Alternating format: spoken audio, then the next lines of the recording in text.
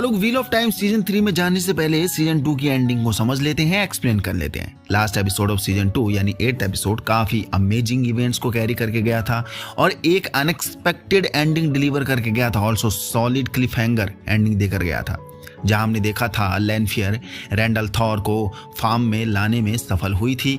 And सबसे ज़्यादा twisting point लैनफियर का ही लग रहा था, क्योंकि लैनफियर ने एंडिंग तब भी सबको कंफ्यूजन में रखा था कि ये आखिर साथ किसका दे रही है।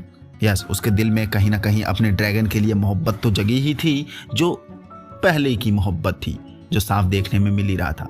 दैट्स वाई कि लास्ट मोमेंट पर उसने ड्रैगन का साथ दिया और इसामेल को धोखा दिया, जबकि इसामेल ही था वो बंदा जिसने लैनफियर को आज़ाद करा था।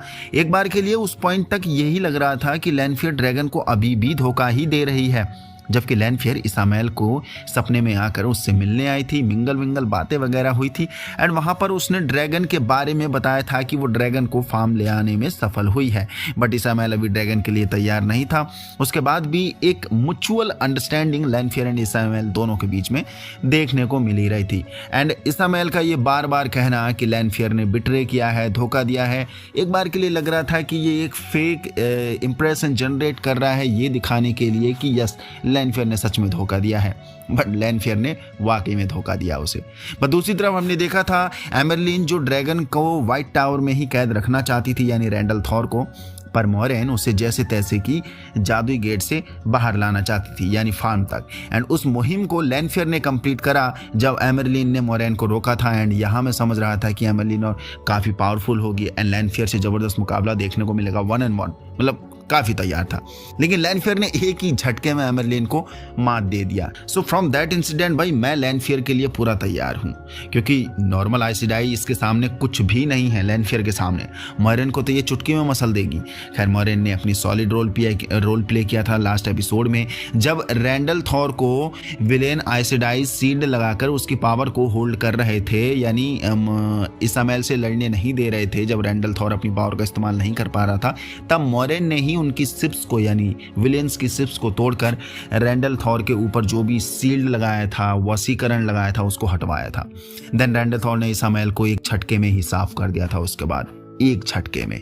लेकिन उससे पहले इग्वेन ने जो सॉलिड टक्कर दी है इसामेल को, भाई वो दमदार था। यानी एक फॉरसेकन, जिस फॉरसेकन के सामने एमरलिन जैसी सुपीरियर मदर ऑफ आइसिडाई वो नहीं टिक पाई, उस मामूली सी स्टूडेंट ने, इग्वेन ने उस फॉरसेकन के सामने यानी इसामेल के सामने पूरा जमकर मुकाबला किया और सिर्फ मुकाबला नहीं किया, टक्कर भी दिया। जबकि इसामेल ने लास्ट में पूरी ताकत झोंक दी थी इग्वेन को हराने के लिए, उसकी प्रोटेक्शन शील्ड को तोड़ने के लिए। तो आखिर इग्वेन ने ऐसा क्या किया होगा, या उसके अंदर ऐसा कौन सा रूप आ गया जिससे अचानक उसकी पावर इतनी ज़्यादा बढ़ गई। देखो आपको याद होगा मिन फॉर्सो ने बताया था, जब इग्वेन, रैंडल एंड पेरिन, नाइनिव और मैट, ये सब पांचों एक साथ होंगे तब इनकी पावर बहुत ज़्यादा होगी, 1 पावर बहुत ज़्यादा एक्टिवेट हो जाएगी और पांचों द 1 पावर को कैरी करते हैं। दैट्स वाई कि इग्वेन की इतनी बड़ी हुई पावर देखने को मिली हमें लास्ट में, जब वो एक साथ हो गए थे, एक दूसरे से म्यूचुअल अंडरस्टैंडिंग वाली पावर जो हमें वहाँ देखने को मिली थी, जिसने काफ़ी देर तक इसामेल को टक्कर भी दिया था। जबकि इग्वेन अभी तक आइसिडाई भी नहीं बनी है, उसने अपनी बहुत सी पावर को ढंग से इस्तेमाल करना भी नहीं सीखा था। पर मे भी एक कारण ये भी हो सकता है, जब उसे रैना ने अपना गुलाम बनाया था, यानी इग्वेन को, तो उस कड़ी के जरिए वो दोनों एक दूसरे को फील करते थे और एक दूसरे की ताकत को भी फील करते थे, महसूस करते थे। देन हो सकता है कि रैना को मारने के बाद मे बी रैना की भी कुछ पावर इग्वेन में आ गई होगी और उसे बूस्टर मिल रहा होगा, यानी उसकी जो 1 पावर थी उसको बूस्टर मिल रहा होगा रैना की पावर से। लेकिन बेस्ट पार्ट रहा मेरे एंडिंग क्लाइमैक्स फाइट का, जब मैट पेरिन और लॉयल से मिलता है and horn of Blair loyal फिर मैट को दे देता है, जो रैंडल थॉर के पास ले जाने को कहता है उससे। बट दुश्मन से घिरने के बाद मैट को ही हॉर्न ऑफ ब्लेयर को बजाना पड़ा, जिसमें से हीरोज ऑफ हॉर्न निकले। एंड यहाँ हमें पता चला कि हॉर्न को रैंड नहीं मैट ही बजाता, क्योंकि मैट ही इन हीरोज को बुला सकता है, जो कि खुद एक हीरो ने उससे ये बात भी बोली थी, हम अनगिनत बार एक साथ लड़ चुके हैं एंड एक बार फिर हम लड़ेंगे आज एक साथ। एंड यस, मैट भी खुद को आइडेंटिफाई कर लेता है कि 5 के ग्रुप में, यानी उन 5 के ग्रुप में उसका क्या रोल होने वाला है।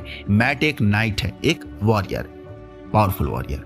And yes, at the end Ishamael को रैंड ने अपनी बाकी के सभी लोग मिलकर मार देते हैं। लैनफियर ये नज़ारा देखते ही काफ़ी खुश भी होती है, क्योंकि लैनफियर की मदद से ही ये सब पॉसिबल हुआ था। अगर लैनफियर रैंड को अचानक से फार्म नहीं लाती तो इसामेल और अच्छी प्लानिंग करके बहुत तैयार हो सकता था। ड्रैगन को ईजिली फिर वो अपने बस में कर सकता था, पर लैनफियर नहीं चाहती थी। ये मोहब्बत जो थी अपने रैंडल थॉर लैनफियर का पिछले जन्म का, तो एक सॉफ्ट एंगल होता है ये बाबा। एंड लास्ट में लैनफियर से भी पावरफुल एक और फॉरसेकन देखने को मिलती है हमें, जिसका नाम है मोगेडियन, ऐसा ही कुछ नाम है। एंड मैं आपको बता दूं, देयर इज 12 फॉरसेकन, जिसमें से अभी तक हमने इसामेल को देखा है जो मारा जा चुका है, लैनफियर को देखा है एंड मोगेडियन को देखा है जो खुद लैनफियर को कब्जे में लेती है। वो लैनफियर जो काफ़ी पावरफुल अभी तक हमें देखने को मिल रही थी।